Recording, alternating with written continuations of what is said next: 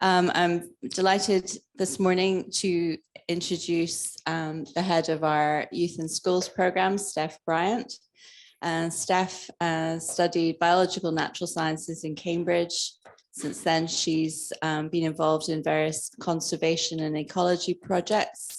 And she's also has many years experience of working with young people. And she's going to tell us more about that now. Great, thank you.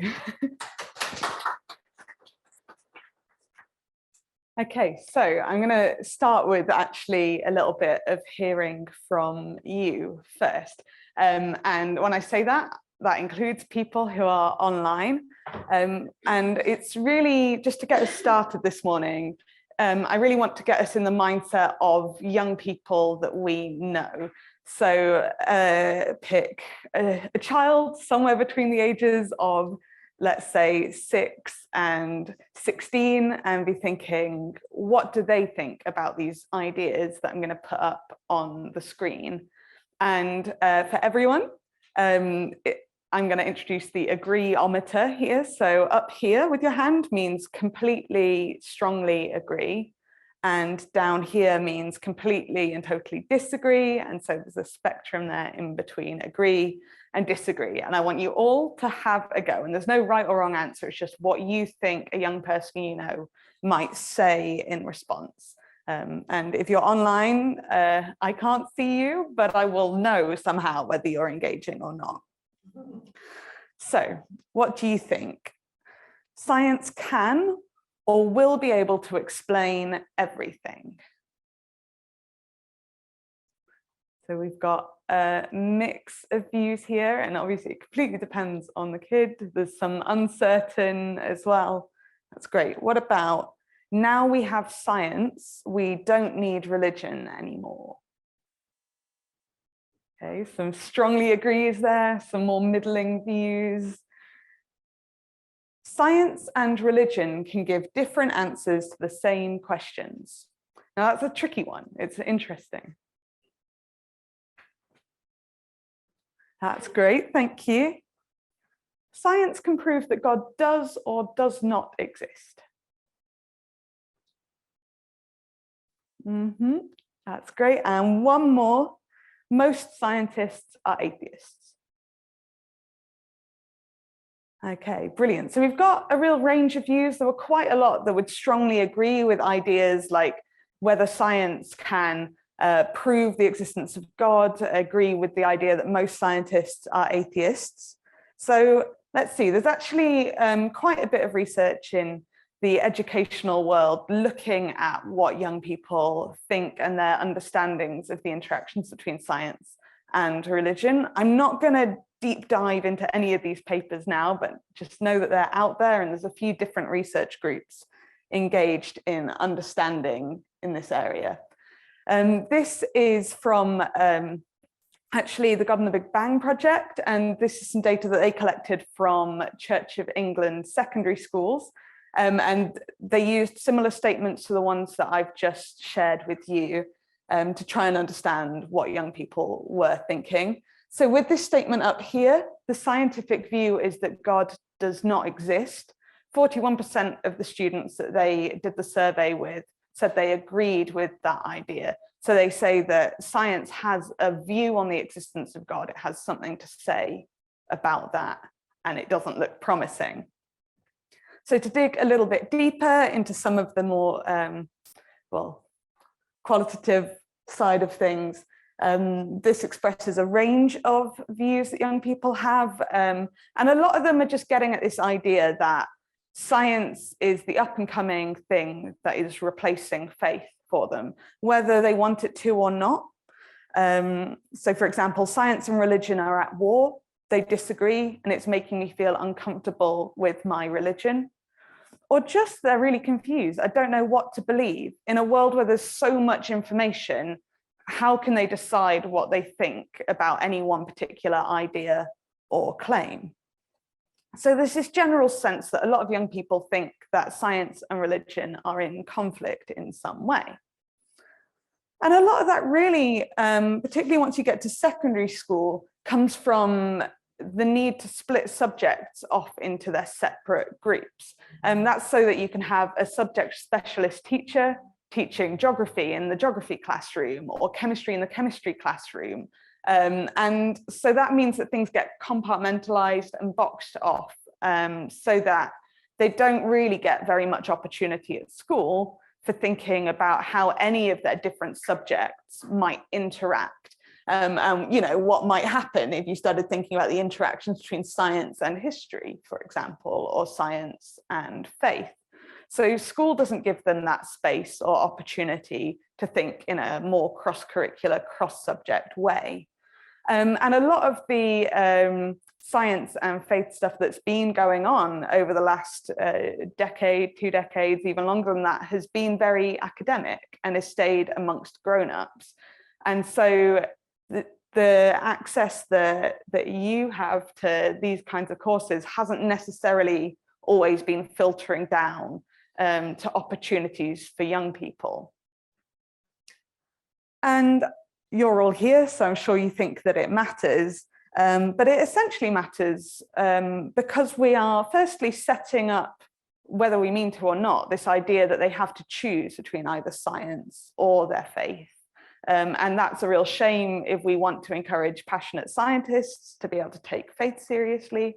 And it's a real shame if we've got someone who's a very committed young Christian, for example, who feels like they can't go into science, even though they really would like to. And so it's a shame on that level. But also when we start thinking about the big global issues that young people are facing in the world today, I'm sure you can start to see how different subjects and an understanding of what faith can contribute to big questions and issues, what science can contribute to big issues. If we really want to set young people up well for the world that they are going to be living in, we need to be helping them to think in that cross-curricular way that, yeah, just enables them to draw from a whole wealth of wisdom and knowledge and understanding. So it does matter that young people think science and faith are in conflict.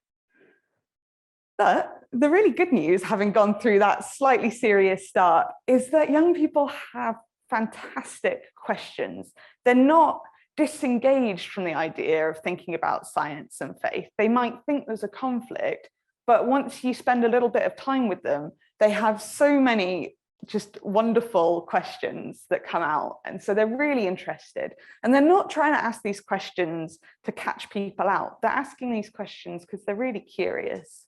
And I also would say that I've worked with young people between the ages of 4 and 18. And you might think, oh, some of these questions are like big philosophical concepts that an 18-year-old could maybe start to get their head around, but a 5-year-old wouldn't be asking me about. But once you start equipping them with the words to explore it at their own level, these questions are pretty similar across the board. Obviously, you would go deeper in the way you think about answering it with an 18-year-old than a 4-year-old, but don't write off 4-year-olds as too young to be thinking about this or to have questions. So what's being done? There are lots and lots of different groups now, which is great news. Matt and Devinda, hopefully you'll share a bit about yours because your logo hasn't made it up here yet. Send me a logo. And so there's lots of different groups, some working in more of the research side of things, trying to understand exactly what's going on and how we can help young people in their thinking, and other groups aimed at, communicating about the interactions of science and faith in different ways. I'm very happy to chat more about all of these different groups afterwards, but for now, I'm going to share a little bit about exactly what we've been doing at the Faraday Institute on our Youth and Schools programme. So over the last 7 years or so, we've run over 800 sessions in schools and in church youth groups and in other youth contexts.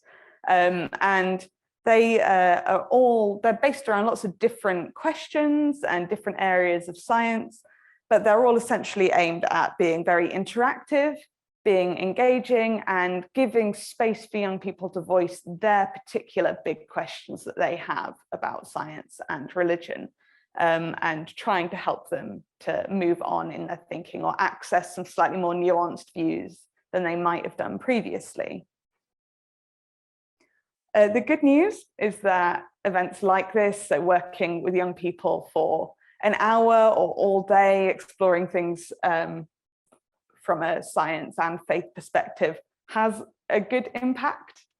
This is data again from God and the Big Bang, and it's a very similar, so the scientific view is that God does not exist. So over here on the left-hand side is basically the same data as you saw a few minutes ago.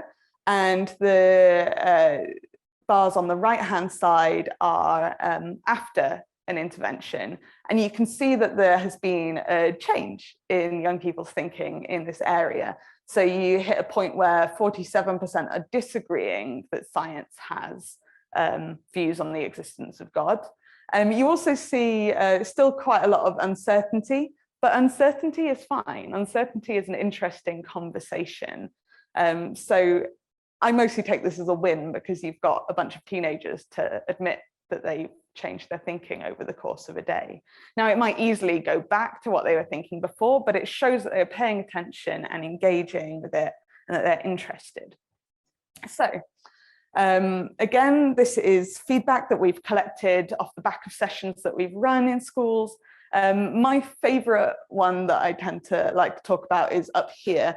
They answered questions that people are often afraid to go into that I ask about. And that again just highlights that they have questions and they haven't known where to take them. There's some quotes that were collected, I think, by Berry Billingsley, and she'd picked up on young people saying, well, I wouldn't ask my science teacher about God. I wouldn't ask my RE teacher or my church pastor about science. And again, it's just highlighting that they have questions and they don't really know who to ask them to. And part of the issue with this as well, which I'll touch on a little bit later, is that for all sorts of very well-meaning reasons, we don't always want to answer the questions that they ask because we don't want to mislead them, we don't want to say something unhelpful. And so it can be quite easy to think, oh, I did a useful thing by being like, oh, I'm not sure, ask your science teacher. But actually they asked you, and you have a valuable opportunity to think about how we approach science faith questions. So apart from working in schools and directly with young people all over the place, having spent a lot of time working on that, we decided that there's more demand out there than even all of those different groups that I showed you earlier can really handle. Like, there's just so many young people who want access to these opportunities. So part of our aim is to make it possible for lots and lots of people like you to have a go at exploring science and faith with young people. So we've been working on book resources.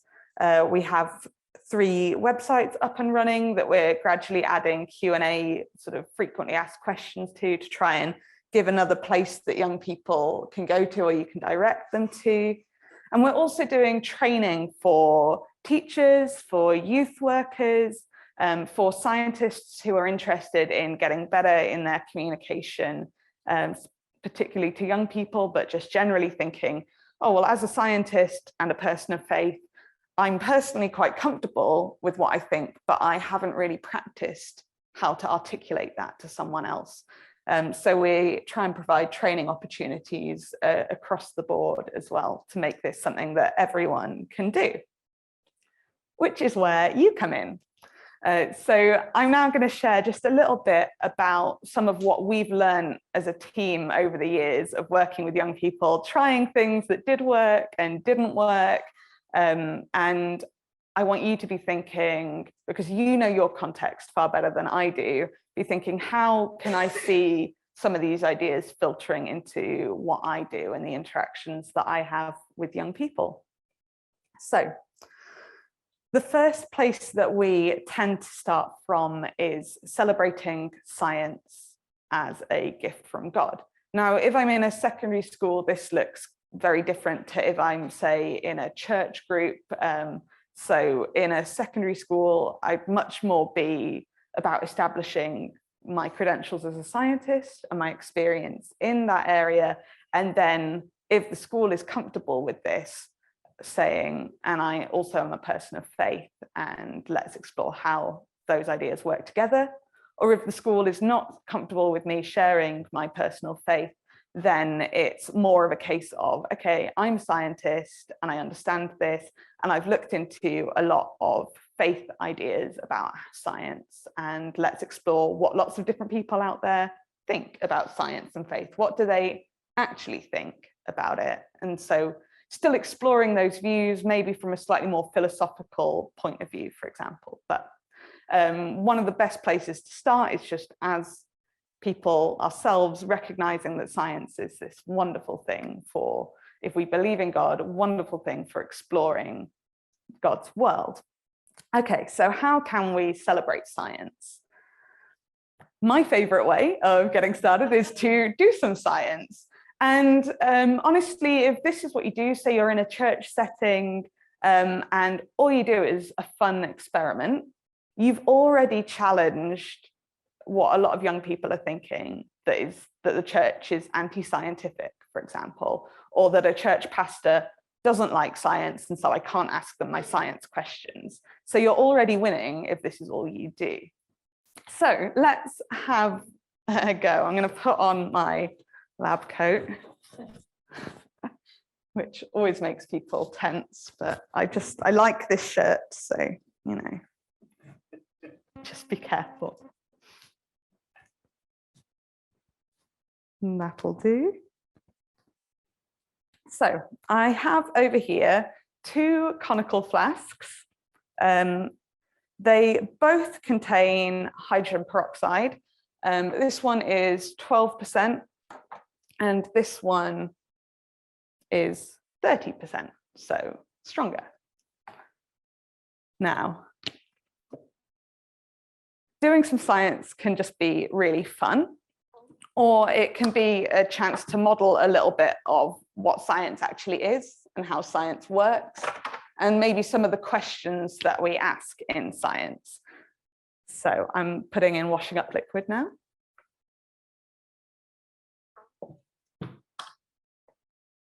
A little swirl.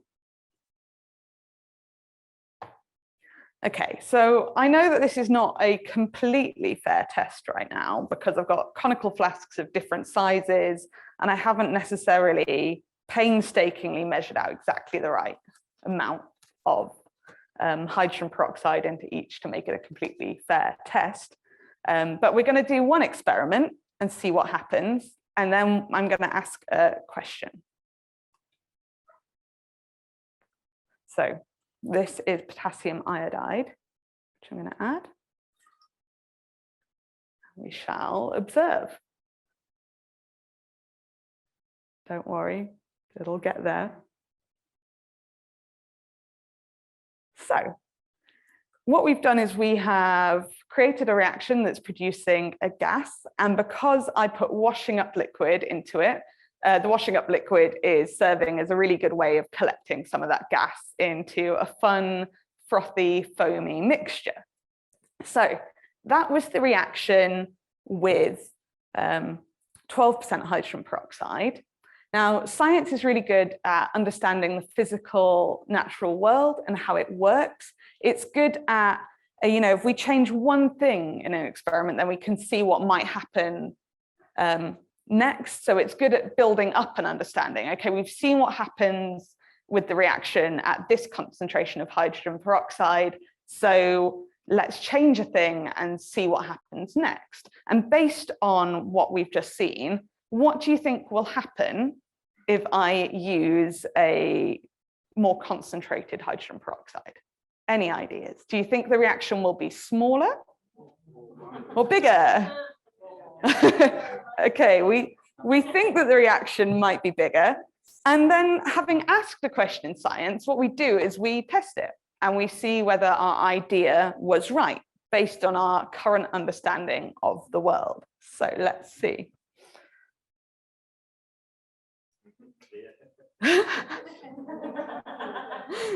Well, no, full disclosure, it could go either way right now.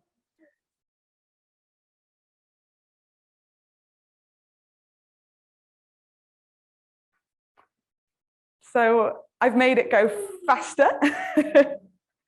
it's going to generate more foam. If I'd been ever so slightly braver and put in slightly more potassium iodide, I might have got it to come up to here. If I'd been doing it outside, I could have got it to go really quite high, but I'm trying not to get the ceiling orange, which is what happened the last time I did it.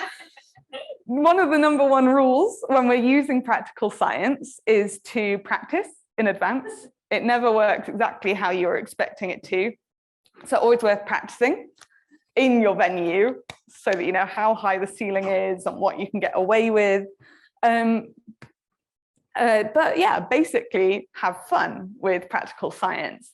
Now, some of these were some fairly hefty chemicals, but you really don't need to rule yourself out if you don't have access to 30% hydrogen peroxide. So I've got a sheet that we'll send round, we'll send it round, and it's just kitchen science ideas. So it's literally just what do you have in your cupboards? If you've got raisins or a fizzy drink or anything like that, you can do some fun science. Pepper, washing up liquid, bicarb, vinegar. There's so many things that we can do without needing to use scary chemicals. And honestly, you're going to get just as much of a wow response from a few well-chosen things from your kitchen cupboard. Basically, just get creative with fun bits of science. The Messy Church Does Science book is a really great place to start with some fun and simple activities that can get you going. So that's a really great option as well. But basically, have fun with science and you're already really winning in a lot of ways. So other ways, if you're not up for doing some practical science or you want to build something else in, you can build in quizzes, you can build in bring your favorite idea from science along and share it. So there can be things like looking at how many stars there are in our galaxy, or how many galaxies there are in the known universe. So ideas that are going to make most people go, wow, in some way, thinking about how much DNA there is in the average human body, how many nerve cells there are in the brain. There's just so many absolutely mind-boggling things that we can learn about or celebrate through science. And again, it can just be a, well, hey, science is cool, and we've explored some of that in a faith setting. Or you can use it as an opportunity to step from the science into where science might take us. So into things like awe and wonder and praising God for the world that we believe he is in charge of. Or you could go and recognize science as a gift in terms of not just that thing that calls us to worship and praise, but also that helps us to know how to fulfill some of our mandate that we have as people of faith to take good care of the planet. So there are opportunities once you've explored some science to start going beyond the science and helping young people to see that those two things actually, like that the science can inspire some of that going beyond, but just acknowledging that at this point we've now left science and stepped into something else that's interesting as well. And really what we're trying to build up to with some of this is helping young people to think about, can science really answer all of the questions that I have? So the classic way that I like to help them think about this a bit more is the kettle, which I feel like some people sometimes have never heard of, and other people are like, I've heard it 1,000 times now. But it just is a really helpful illustration. So I could ask, why is the kettle boiling? And in a school setting, I've gone in as a scientist, they're definitely going to give me some really nice sciencey answers about the boiling point of water, what happens when things change from a liquid into a gas, things like that. And then I could say, no, you're wrong. The kettle's not boiling because of that. The kettle's boiling because I want a cup of tea. And they'll laugh and be confused, and then we'll think about it and be like, wait, are either of these answers more right than the other? And essentially the answer is no, they're both important. And really what's going on, if we want to simplify it a bit, is that the science is looking at processes and mechanisms. And the cup of tea answer is thinking about meaning, purpose, So they're both answering different elements of the same question. And that doesn't mean that either is wrong or that one is answering the question better, but they're doing different things. And actually in answering it from two different perspectives, we've got a fuller understanding of what's going on with that question. And it seems silly with a cup of tea, unless you, like me, really care about tea and coffee. But we can expand this out to loads and loads of the big questions that we have. And we can look at things that will tell us about what's going on in terms of the process, but we can also think about the meaning that faith, for example, can bring to the picture. So we're really just trying to build up young people's understanding that science is really important. It's really good at what it does, but it's not about answering everything. So say, for example, with climate change, science can tell us a lot, but also we've known the science for decades and we're still not really doing very much and not moving quickly enough. So there's clearly more that we need to bring to the table. And it's worth thinking about what things like faith can bring, how that can motivate people to act. It's worth thinking about all sorts of things, history, economics, politics, and just helping young people to see that with all of these questions they might have about the world, there's so many different areas that feed into it, and that faith is a really, really important aspect of that. So that's kind of where I might be going in a session. And so I've got a few final tips of other things to think about when you're running a session with young people. First thing is embrace all the questions. You probably wouldn't be surprised how many times I've been asked what came first, the chicken or the egg, especially by teenagers. And they tend to quite often be asking a question that seems potentially a bit silly or a bit rude. They're taking the mick. And at that point, you have an opportunity. You could either say, aha, I've never heard that one before, really funny. Does anyone have a sensible question to ask? Or you could actually think, right, how do I model a thoughtful answer to this question? And so I could say, oh, I mean, obviously the answer in this context, what came first, the chicken or the egg, is the egg, because eggs have been around since there were things like fish laying eggs in the sea, for example, and chickens have been around for way less time than things that lived in the ocean. So that's the answer. But you weren't really trying to ask that. You were trying to ask what came first, the chicken or the chicken egg. And that's really interesting because that's getting at ideas about what a species of animal is and at what point you move from something being not a chicken to a chicken. And that's a really interesting question. And then move on. And like, obviously I've had a bit of practice in this, but when I was starting out, I wasn't as well practiced, and that is fine. I think how deep you feel like going into any one question is one thing, but how you choose to respond to and validate a question is another thing. And so this kind of feeds into embracing "I don't know" as a phrase that you're willing to say in front of young people. I think we get in our heads thinking, oh my goodness, they've asked this big question or this deep question, and I have my one opportunity right now to wow them with the knowledge and wisdom and understanding that I have as a person of faith, as someone that's looked into some science. And we can feel the pressure to give them like the right answer or the best answer, and think that that's the thing that's going to sway them.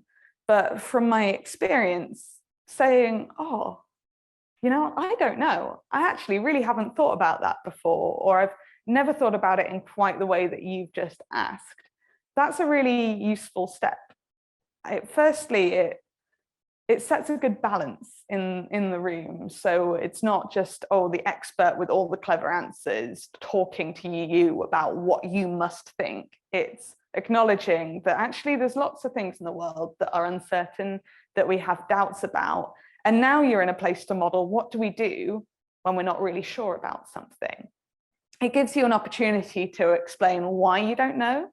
So is it that you don't know because you haven't Googled it yet or read a book? And so can you Google it or read a book and then give them a little summary of what you've thought about so far. Is it because no one knows the answer yet, because we haven't built a big enough telescope, powerful enough scientific equipment? Or is it we're never really going to know the answer to that because it's a more philosophical question?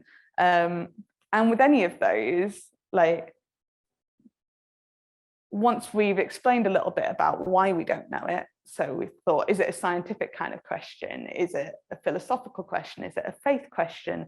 We can start to move into a bit of a, what are our thoughts on it? So, for example, with a philosophical question that people have been arguing about for hundreds and hundreds of years, it's unlikely that we're about to solve it in conversation with a 14-year-old. But we can still have a meaningful discussion about it. Here's what I think from my experience and my understanding of God, or my understanding of theology, or my understanding of the science as it currently stands. And we can help young people to think about where they might go to explore a particular kind of question well. So again, highlighting, is it a scientific question? Great, let's go look for it in this sort of space. Is that a question that's more to do with God and God's character? Then we might want to look to the Bible and think about whether we can trust scripture, what any particular bit of scripture is trying to do or communicate. So by saying, I don't know, you have a really valuable opportunity to take them on a journey with you into understanding a little bit more. And if you can do that, then you're setting them up for a life that's a journey for their whole life of asking questions and doubting and exploring and not being afraid of not knowing. And that's really valuable, I think, for all of us to embrace. But especially when you're at school, there's so much pressure on young people to be writing down the like 3 words that are on the mark scheme. And well done, that's the right answer, you get a mark. And so not knowing in schools can feel really scary and like you're going to fail everything. But not knowing in the real world, whether we like to admit it or not, is actually more of our reality more of the time. And so we can help them with that and be like, we don't know, but it's still worth talking about, let's talk. Then you're in a really good place. So having said that, there's lots of things that can help you, because none of you needs to be the world leading expert in anything to have a good conversation with a young person. But there's all sorts of resources that can help you to brush up a bit on something that you maybe haven't covered for quite a few years. And so lots of resources coming from Faraday, like our websites and things that I've mentioned. There's also things like the Bible Project, for example, that's really great at helping young people to think about scriptural interpretation. Things like the Biologos website has got a youth section now. So there's lots of online or resource-based things that can help you. Don't forget about your local experts. So there are almost certainly people within a church that you're involved with who are scientists, or people who are based nearby who are scientists or love science.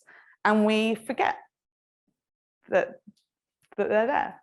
So, and that they would probably love to think about these things. Now, some people maybe don't want to do a session for kids, but if you send them a bunch of questions and say, can you film yourself answering these in 30 seconds?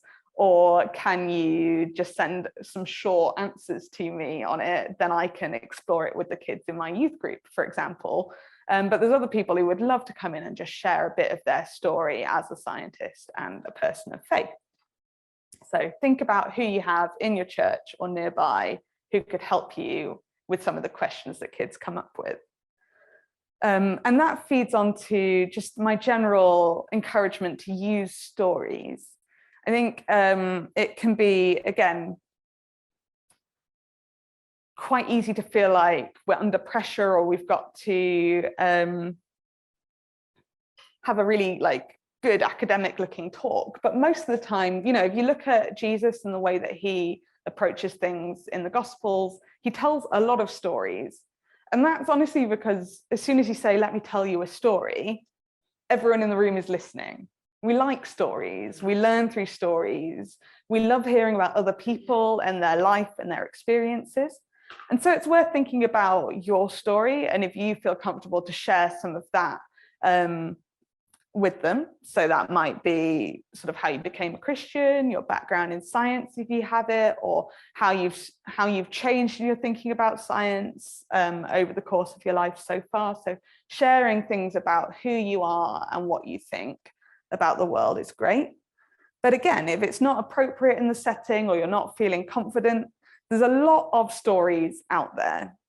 So these are some people from history who have thought about science and religious faith in various ways. There are lots more people out there than just these, but they're a quick example. And so, for example, you can dig out quotes from people. So this is Johannes Kepler, and he says, as you can see, "I had the intention of becoming a theologian, but now I see how God is, by my endeavors, also glorified in astronomy, for the heavens declare the glory of God." Now, I could present that as it is to a group of young people, or I could think about how to tell that in slightly more of a story. And really what he's saying here is he was growing up as a Christian, and he thought that as a good Christian, the thing that he should probably do is to get into studying theology, get into studying God. And then he had a moment where he realized, while he was working out what to do with his life, he realized that his passion for exploring the heavens through astronomy was something that could also bring praise and glory to God, that could cause him and other people to wonder. And then he quotes scripture there, "The heavens declare the glory of God." And so he's essentially saying, I didn't know what to do, but I realized that I love science and that I love being able to glorify God from what I discover through science. So you can think about how you tell someone's story in a way that grounds it and makes it relevant to kids who are trying to work out what to do with the rest of their lives and whether to take science or not and all of that. And there are lots of people alive today at the top of their areas of science as well, whose stories you can explore.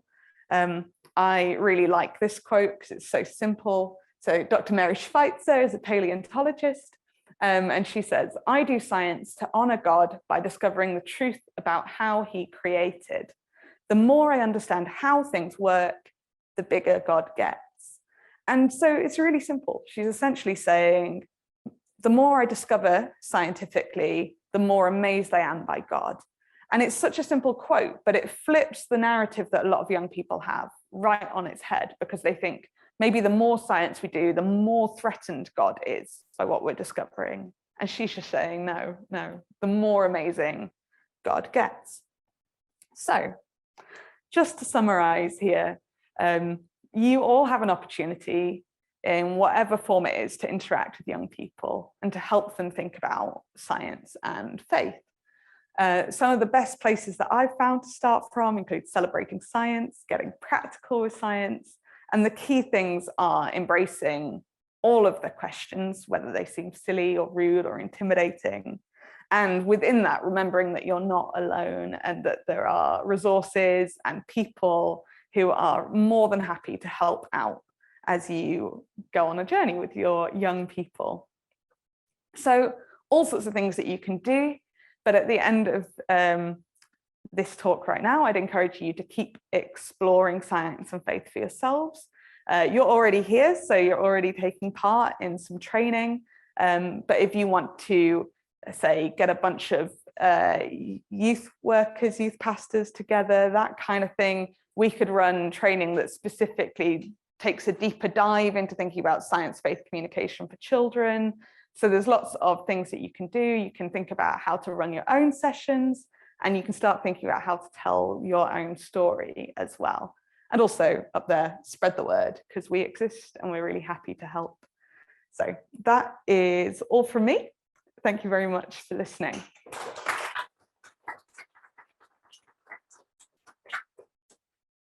Thank you very much, Steph. We now have a good amount of time for some questions.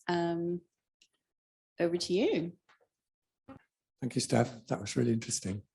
Do you find that sometimes when you talk, perhaps particularly with younger children, they don't really understand the science, so you have to do a bit of science teaching before you can actually get to some of their questions? Yeah, that's a good question. I think I would definitely keep the science a lot more simple. They can understand that. So I'm thinking 4-year-olds, because I did a session a couple of months ago with 4-year-olds, and a lot of it is just my number one thing is, however much I think I can get through in a session, I should probably halve it with 4-year-olds firstly, and then just, a lot of it is thinking a little bit about what science is. They will have heard of science, but it's thinking, okay, science is a really fun way of exploring the world. And then we might do quite a few, or like pick a science activity that really helps them to see how we can build on, oh, we did a thing and this is what happened. We made observations, so we looked at things and we saw what happened, and based on that we're going to have a think about what might happen next. So it's just, for me, it's mostly slowing down and thinking, checking my language a bit with science. They're much more on board with the ideas that science and faith just can work together at that age, partly because they're less boxed off in their thinking already, because it's not really until you get to secondary school that everything gets compartmentalized, and they're probably less sure of what science is about and what other things are about, maybe. So yeah, that's a slightly rambling thing, but follow up. Now, I was just thinking, say about 12-year-olds that have, say, heard about the Big Bang, but they don't really know what it is. Or they've heard the term multiverse, they know it's contentious, but they don't really know what it is. Yeah. Would you go into a little bit of explanation before you answered their question? Yeah, definitely. So for example, with the multiverse, a lot of young people think it's a scientific concept, but it's not something we can test scientifically at all, because science is contained within what we can observe, and we can't even see to the edge of our universe at the moment. And so there's no way of scientifically testing whether or not there are other universes out there. So it's always worth giving a little bit of an explanation as to what any one particular idea is, because the young person asking may or may not know what they're really saying, and they might do. But also, if you've got more young people in the room, it's worth giving a little bit of an overview as far as your understanding of it is. Now, I'm a biologist, so I've had to brush up some of my understanding of what the Big Bang is, what a multiverse could be, and I know when to stop blagging, because I know when I've run out of knowledge. So yeah, it's that, give a bit of an explanation. If you're not super confident on it either, then know when to stop. But yeah.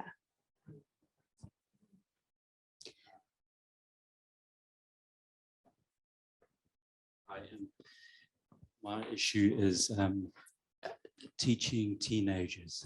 I find them so, they think deeply about things. So when there's an opportunity in a space that is safe, that ask the questions. And one of the questions that is coming up so often is that they've been taught very young that they are made in the image of God. But when they're teenagers, they're now taught that they come from a common ancestor, Pithecus, an ape. So they're trying to square these things up. How do you go about explaining the whole going from early origins of man to what they are now, and how God still accepts them as his beloved creation? How do you get that balance right, if you know what I mean? Yeah. I mean, one of the important places to start, I'd say, is recognizing that there are lots of different views out there, and that it's okay to have those different views and still be, say, a person of faith, because it's quite easy for young people to think that there's all Christians think this and I have to agree with them on this to be a Christian. But actually, there's a lot of Christians out here that have all sorts of different views about, say, the implications of evolution and what that means about being made in God's image, or even just the basic, well, what does scripture mean when it says made in God's image?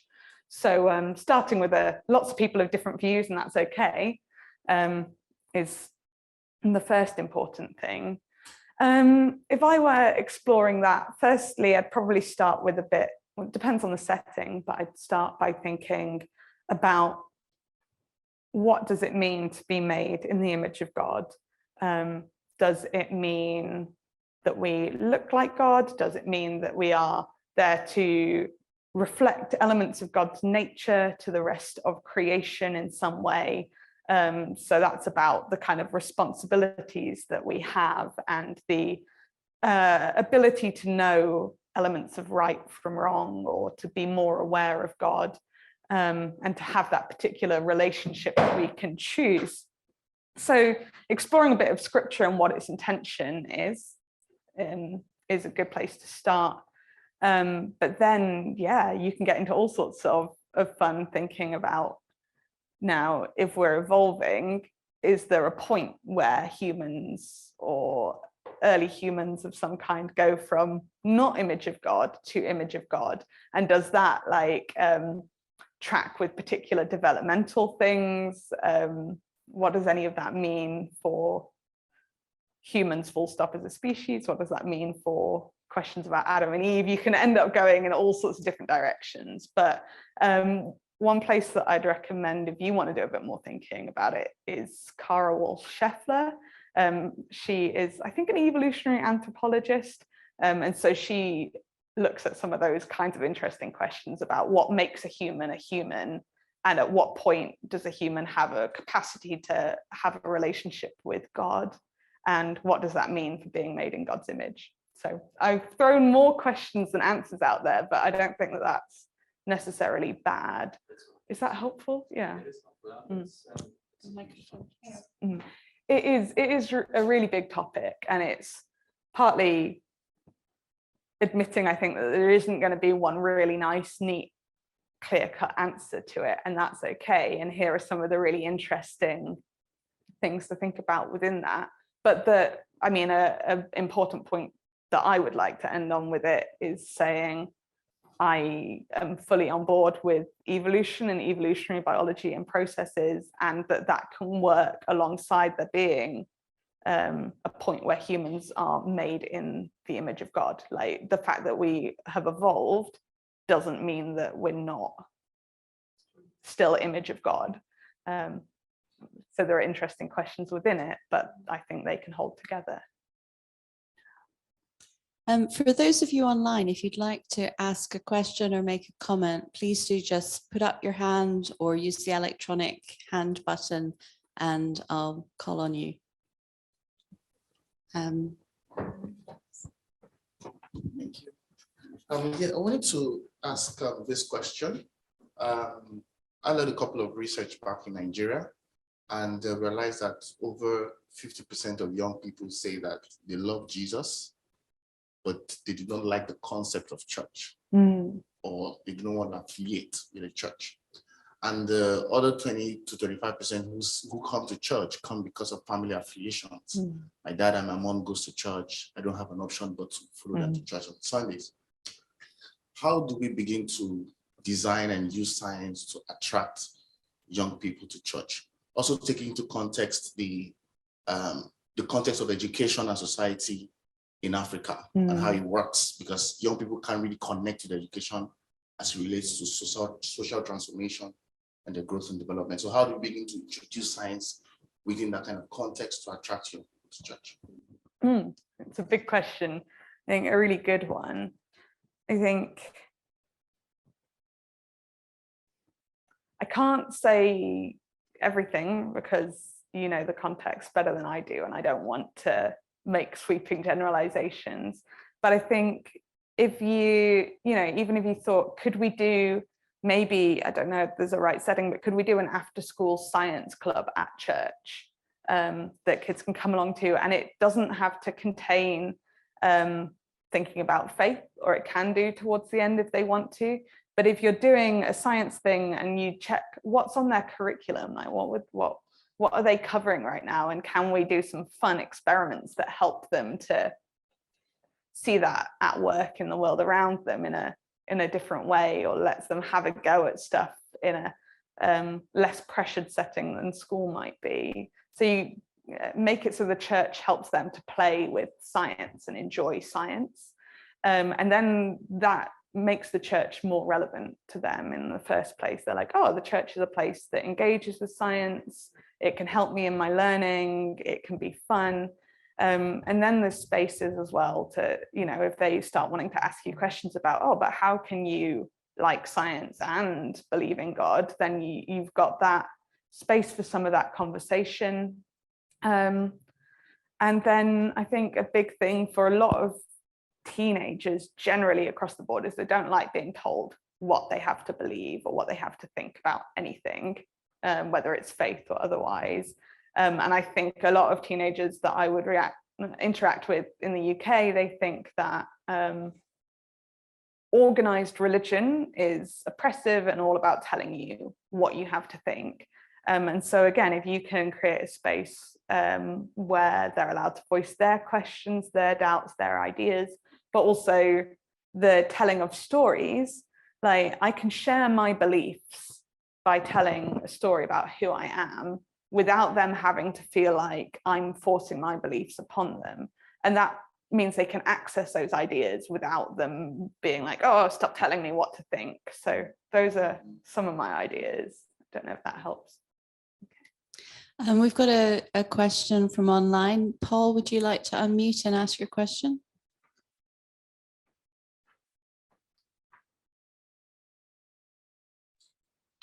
Yeah, sorry about that. Yeah, following on from your point there about the varying views towards religion. But when I was at school, which is more years ago than I care to remember, that there was a general acceptance of, you know, there was a hesitate to use the word compulsory, but there were compulsory elements about religious education and the religious bent towards school assemblies and that sort of thing, with in some quarters a growing antipathy towards religion, be that justified or not. Do you encounter objections from either within the school or section of the school, or even from parents at some of the activities that are run? You know, sort of, I don't want my little Johnny being listening to that stuff, you know. What I'd be interested to hear on that, you know, in the current period, you know, current era. Yeah, thank you. I'd say that there are, well, first, a few things. Firstly, that there's still, so there isn't a religious education national curriculum in the same way as there is with science, for example. So there's kind of some differences and complication in terms of whether or not there's compulsory religious education in schools, but there is a certain number of hours up until I think it's the end of year 9, they have to cover a certain number of hours of religious education. But that can include like social, moral, philosophical, political kind of things as well. But we quite often get invited into schools to tick some of their boxes at the moment in terms of the number of hours that young people might be expected to explore religious education.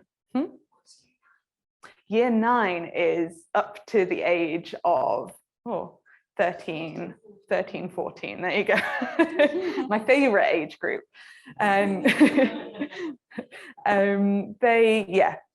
So we, I won't say we take advantage of that, but it is a thing that schools recognize is necessary. But also I'd say a lot of schools are recognizing that it's important to provide opportunities for their young people to explore ideas of faith. I think it swings around in different directions, but right now schools are recognizing that we are an increasingly multicultural society, that we are increasingly, there's a lot of different faith groups being represented, and that we're not necessarily at the moment doing enough to help young people to discuss that. Like, I think there's been a lot of tolerance and ideas of tolerance pushed out there that are just like, okay, there are different views, different people have different faiths, let's not offend anyone, let's just leave it there. But schools are realizing that that's not really enough, and that they want to give their young people more to engage with. And so if there are groups or people who are doing really good sessions that help young people to voice questions and explore, then schools are hungry for that and looking for that expertise. And the way that we carry on getting invited back is to recognize what the school is or isn't comfortable with. So some schools really want you to come in and share, as a Christian, this is what I think, and directly share that. And others are much more comfortable with, well, what is science and what does it do and how does it work? And what is faith and what does it do and how does it work? And can those ideas fit together? Which is philosophy, simply. And so that's not about you coming in and representing as a Christian, but it's getting young people to a similar place in terms of seeing that science and faith can work together. So respecting a school's boundaries with that means that they get on board. And I think also keeps you away from some of the potential complaints. So just if it needs a really gentle, I mean, always be gentle, but if it needs an especially gentle approach, just be wise and winsome in how you do that. And oh, there was another thing that I wanted to say, but I cannot remember what it is, but it might come back to me eventually. We have another question from online. Ray, would you like to unmute and ask your question?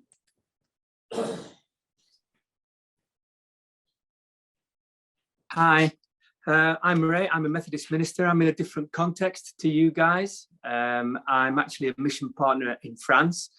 And some of you may or may not know that in France, it is a totally secular republic where there is nothing going on in the schools in relation to any form of religion. But that's an aside in a sense, because what I wanted to do is, rather than ask a question, is to actually just thank you for giving me a lead with regards to my grandson who lives here, and my granddaughter when she's a little bit older. He's 5 years old now, and I've been trying to find a way of introducing him to faith, because of course he's in a French school and therefore they don't really talk much about faith at all. But he's fantastically interested in space. He's massively interested in anatomy. And whilst I've been sat listening, you've turned a light bulb on for me, in that I've tried to talk to him about the Christmas story. It flopped terribly, but maybe if I start talking to him about the cosmos, the Big Bang, and who caused the Big Bang, then I might actually get a way in to start to talk to him about this concept of God. So I just wanted to thank you for that. That's great, thank you. Well, we'll take this point to thank Steph, and I believe she'll be around for a while if you want to chat more. So let's do that.